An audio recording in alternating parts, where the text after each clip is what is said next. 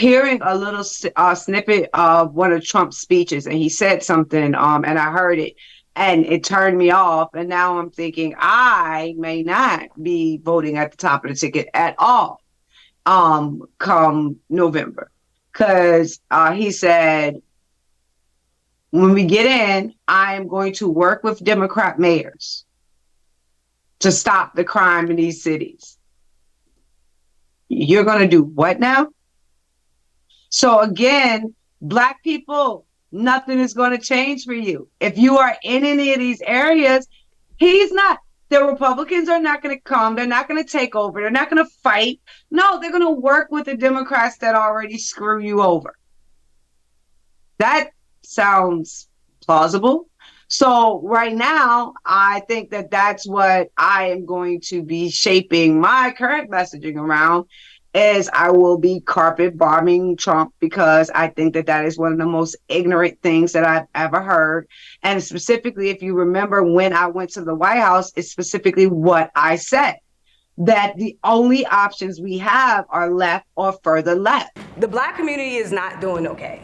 Like, I understand the perspective and the desire to put out this talking point, but it's not, okay? And I can do it in a simplistic way of just saying, what are the first things you did when you first came into the presidency? The very first things you did was like remove regulation and taxation at high levels. Think about the Black community that has been under Democratic rule, progressive rule for 60 years. How many rules, how many regulations, how many different forms of taxation are on the books in those areas that are preventing our communities from actually being able to see sustainable growth that we can keep and get ourselves out of this tread of generational poverty? We are not okay when it comes to things like education, because we are not able to get quality choice into our communities because we don't have any position or power on our school boards to be able to fight for those things, and not just to get charters in, but to also bring some kind of reformation to the public school system as it stands too. So yes, as well as criminal justice reform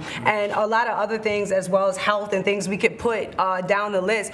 All of these things have been under Democratic control for 60 years, and they are not going to change until we have a Republican Party that is willing to go into these communities and actually offer a choice to these people about how we can do things differently. Because the way it is structured now, the only choice that we get is left or either further left, and we're not getting the opportunity to actually vote on what we look at as conservatism equally applied. The very basic economic principles that we on the right say are significant in our success and seeing the success in our country, those are not being offered at the local level in Black communities. So basically, we're asking to grow out of concrete because we don't have the fertile soil in these areas to make everything flourish and bloom the way my generation would like to see it. So I think the numbers and statistics about my generation are not going to be out for 20 years. You're not going to see that we have started to change the dynamic within families. We have started to change the dynamic within marriage. We have started to change a lot of the negative dynamics that are still brought up in statistics today involving us.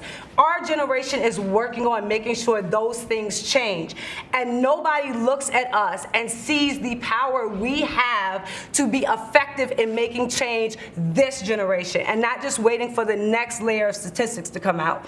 So until we can actually get an honest dialogue on the right out into the ether, then you're going to keep on having, you know, the fake news media spread lies because we aren't there giving another choice as to how these things could be done. And it's going to continue to go left if we aren't there giving an option to make it go right. And that's like the biggest thing that we're having trouble with on the right, is like understanding how government works. We are a republic. That means local government has the most power over citizens' lives, as well as how to take that and put it into a cohesive message that can be spread to the Black community that will already engage upon what we already know. If we looked at like the photos of you before you became president, and you were taking pictures with Snoop, and you were taking pictures with all the icons of hip hop. You did that, I think, and you could tell me if I'm wrong, but you did that because you saw capitalists, you saw branders, you saw entrepreneurs, you saw people that were willing to take a chance and make things grow.